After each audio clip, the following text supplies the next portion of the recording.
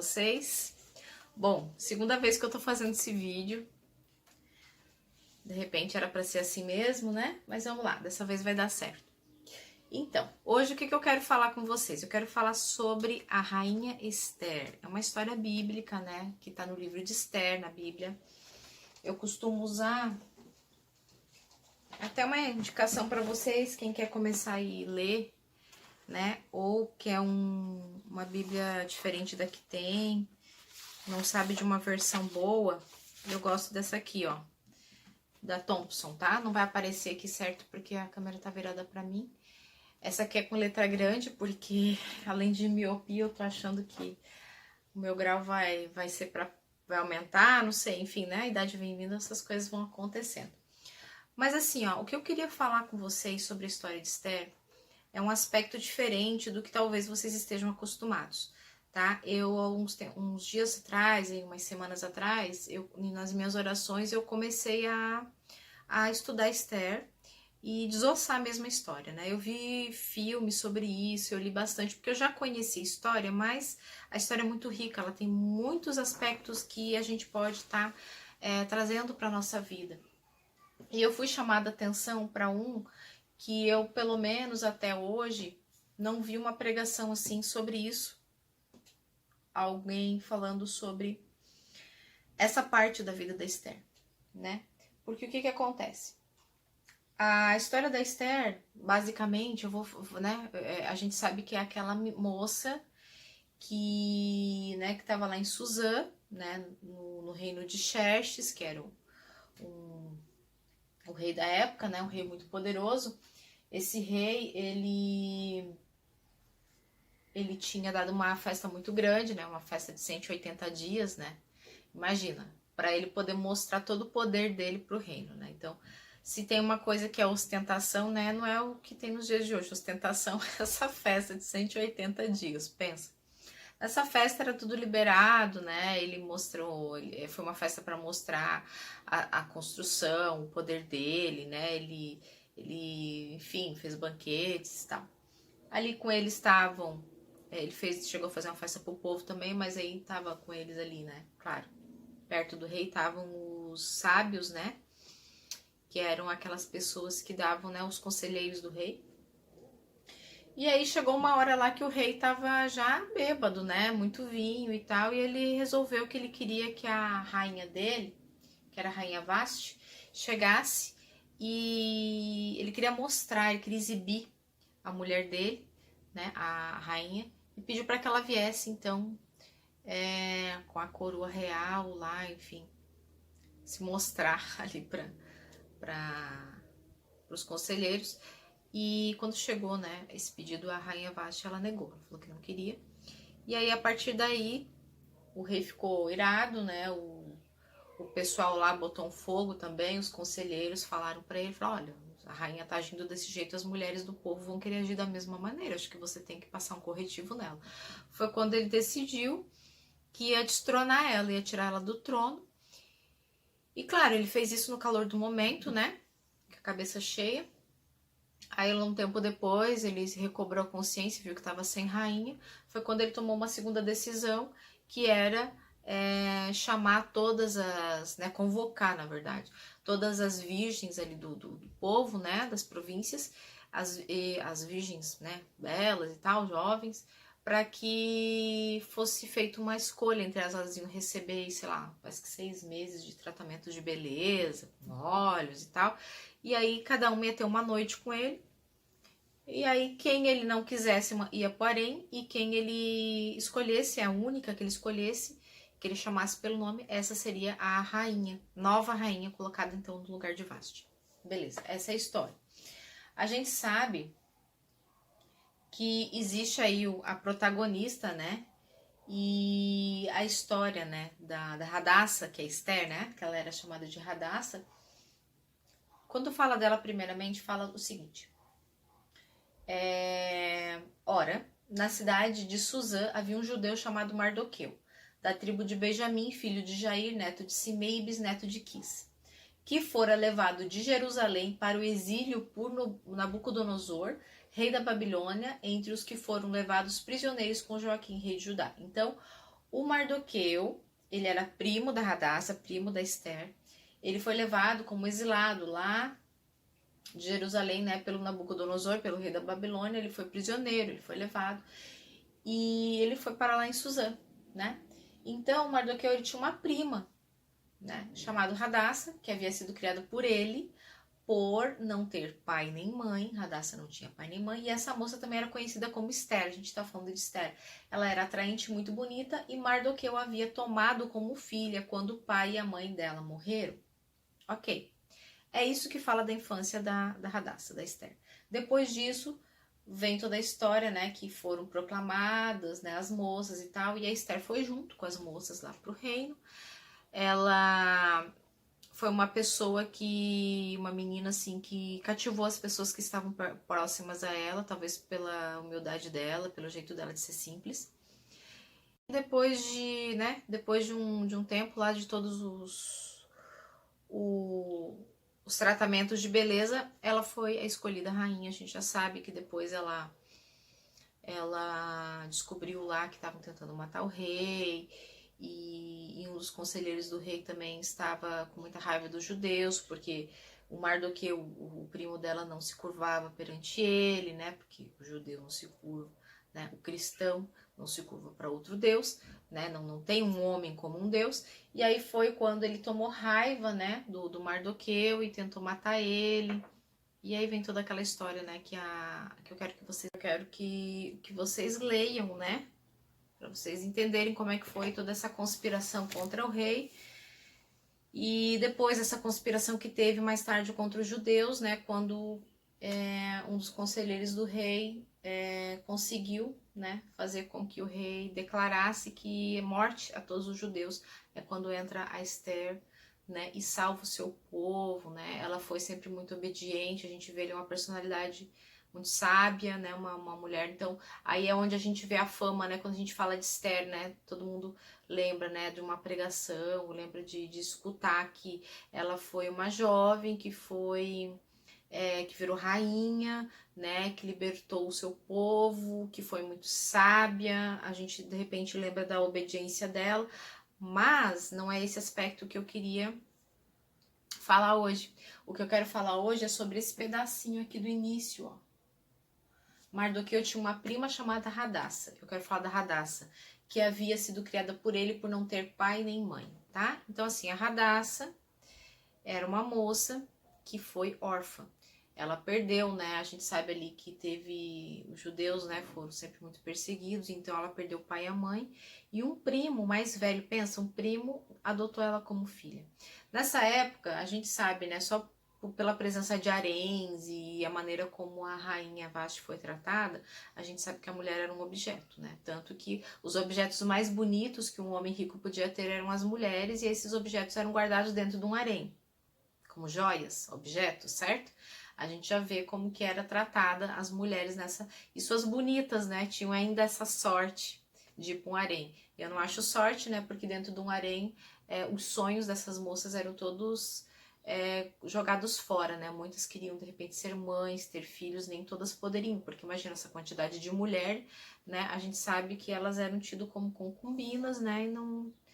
E não tinham uma vida normal, né? Eram trancafiadas. Mas a Radassa, ela era essa menina, né? Que com certeza teve uma infância muito difícil, porque na Bíblia não fala da presença de uma mãe, de uma madrasta, né? Não fala que ele casou, Mardoqueu, então eu vou ficar com o que a Bíblia fala, né? E ela não fala da presença, então eu creio que essa menina teve uma infância muito complicada, tá? Então o que eu quero falar com tudo isso? Primeira coisa, a gente vê uma pessoa lá em cima, né? A gente olha a Esther e fala, rainha. Mas espera aí, a Esther é a Radassa, que é órfã. Ela foi, né? Ela é órfã. Então quer dizer, para toda pessoa que tem um status, que tem uma condição financeira legal, para toda pessoa que está brilhando de alguma forma, em que você olha, essa pessoa tem um passado, tá? Essa pessoa, ela passou pelo deserto dela, e com certeza tudo que ela sabe, o que ela tá falando, o que ela tá demonstrando, foi forjado de alguma maneira. Ela passou por aquilo, ela passou por alguma transformação. Nada vem de graça, tá? Todo mundo tem os seus perrengues, todo mundo tem aquele momento que fica sozinho e que de repente chora, tem seus problemas. Inclusive você sabe disso, você também tem esses problemas. Todos temos, certo? E a orfandade, né, que é a segunda coisa que eu queria falar, é sobre a orfandade. Orfandade, gente, é uma coisa muito triste. Por quê? Porque todo órfão não tem culpa de ser órfão, mas ele sente uma espécie de culpa, principalmente a criança tem isso, né? É meio psicológico, não sei explicar, mas a gente sabe que a criança ela tende a puxar a culpa para ela. Então, ela, desde muito cedo, todo órfão tem um sentimento de rejeição muito grande, tá? E essa menina, ela devia se sentir rejeitada diferente, porque ela via outras meninas com pai, com mãe, né, com mãe, e ela era diferente, né? Ela deve ter tido muita responsabilidade desde pequena, né? Ela deve ter cuidado da casa sozinha, sem ninguém para ensinar nada, né? Como que foi a adolescência dessa menina quando ela chegou no período de menstruação, digamos assim? Como que foi para ela, né? Deve ter sido muito complicado, tá? E existem os órfãos aí, hoje em dia, os órfãos que são órfãos de pais vivos, né? Pessoas que têm pai e mãe, mas são criados pela uma internet, pela uma TV, não tem um pai e uma mãe para ter um diálogo, né? Pessoas que foram criados num trauma de orfandade, às vezes com pais vivos. Isso acontece muito, tá? Muito mesmo. Isso deixa traços nas pessoas. E o seguinte, tá bom, então a gente tem os nossos traumas, Ellen, a gente leva isso pra nossa vida toda, leva pra vida toda, sim, entendeu? São coisas que a gente não esquece, mas a gente pode ressignificar. Eu creio que a Esther fez isso na vida dela, porque senão ela não conseguiria chegar até onde ela chegou. Ah, Ellen, mas foram os acontecimentos, ela foi levada por isso. Sim, ela foi levada por isso, mas ela soube ficar quieta na hora que era para ficar quieta. Ela tinha uma personalidade humilde, uma personalidade simples, e ela não, ela foi muito astuta, muito inteligente. Então, o primo dela soube criar ela, com certeza ele soube criar, né? E ela, com todos esses desafios da vida dela, ela tirou proveito disso. Ela não ficou ali, né? A gente vê que ela não foi uma pessoa que ficou no coitadismo, né? E choramingando. A gente não vê nada disso. A gente só vê uma menina resignada, né? Na condição que ela tinha limão, ela fez uma limonada, certo? É isso que a gente tem que fazer com a vida. O que que eu tenho? O que que tem para hoje, né? Ah, eu tô aqui no perrengue, todo mundo passa pelo deserto, tá? Todo mundo tem problema. É muito difícil, gente. Tem coisa que é difícil? Tem. A gente fala muito da depressão. Depressão é terrível. A depressão vem e te dá uma rasteira, você perde o chão, você não consegue, de repente, tomar um banho, você não consegue se alimentar, você não consegue. Tem um filho pequeno dentro de casa, você não consegue cuidar. As pessoas ficam te julgando, te culpando, ficam falando, ah, você é preguiçosa, olha, entendeu? São muitas coisas que acontecem, né? De repente, um casamento difícil, criação dos filhos difícil, situação financeira tá complicada, de repente é tudo isso ao mesmo tempo.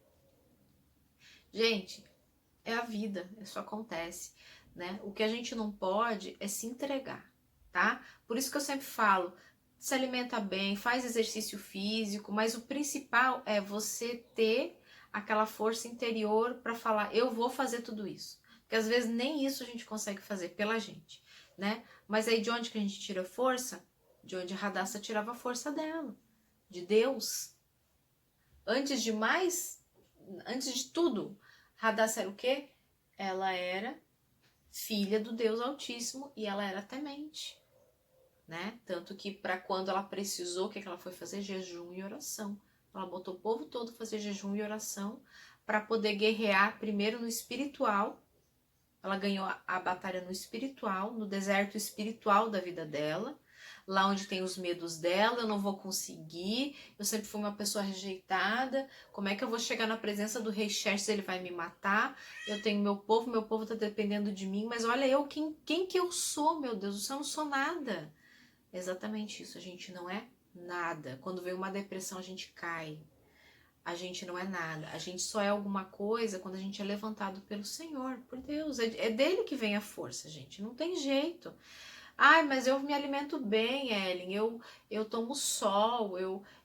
Sou eu que consigo. Eu vou lá, falo, faço. Gente, tem vezes, tem horas na vida da gente. Não julgue quando você vê uma pessoa depressiva, você que não teve, né? porque a gente não pode falar dessa água não beberei, a gente tem que ter muito temor, muito cuidado, porque eu conheço muitas pessoas que eu, inclusive, tinha esse preconceito, achava que a pessoa tava mal, eu olhava um mendigo na rua, tá? E eu falava assim, ele tá ali porque ele quer. Porque se ele quiser, ele vai carpir um lote, ele vai fazer alguma coisa, ele ganha o dinheiro do alimento dele, daquele dia. Ele pode trabalhar, começar a trabalhar, sabe? Eu tinha isso na minha cabeça, por quê? Porque eu tava na força do meu braço. Eu achava que era eu que fazia, até eu ter depressão. Aí eu vi que eu não sou nada e que eu sou totalmente dependente de Deus. E aí, nessa minha dependência de Deus, né, eu descobri que a gente pode passar deserto, que a gente pode passar problema, mas se você focar, né, se você souber de onde vem a tua força, que não vem de você, se você souber, né, buscar, orar, se você não sabe, entra no seu quarto, conversa com Deus e pergunta para ele o que eu faço, como que eu faço, né? E a força vai vir, entendeu? Mas vai vir quando? Quando você se despide de você mesmo, você souber que não é você que faz nada, entendeu? Que tudo vem dele, tudo literalmente. E a partir daí você vai ter a força para você tomar sua vitamina, para você vai começar, entendeu? Você vai passar pelo deserto, mas quando que o deserto começa a acabar? É quando você reconhece que você não é nada e você começa a pedir ajuda para quem pode te ajudar, que é teu pai, né? E aí você vai limpar tuas feridas, vai se reerguer, de repente a batalha foi muito difícil, você está muito fraco, você vai se alimentar lá no teu oásis, né? No nosso oásis, e aí a partir dali você vai estar pronto para outra, inclusive pronto para grandes coisas, como a Radassa foi. Ela foi preparada desde a infância dela, mesmo passando por tudo isso, pela orfandade, pelas dificuldades que essa menina deve ter passado, gente. Ela foi preparada, ela foi forjada no deserto da orfandade, no deserto da falta de ajuda, enfim.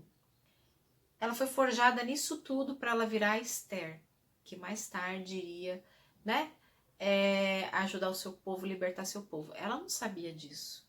Ela não sabia disso, tá? Então é isso, gente. Eu queria deixar esse recado para vocês. Curtam aí esse vídeo, né? Deixa o seu like. Se inscreve, compartilha o vídeo pra gente poder estar fazendo mais vídeos. Eu espero que vocês tenham gostado e vejam, né? Eu vou ver se eu deixo o link aqui do filme para vocês verem o filme da Esther e leiam Bíblia Esther, no livro, né? Para vocês estar inteirado de tudo. É isso aí, então. Fiquem com Deus e tchau, tchau.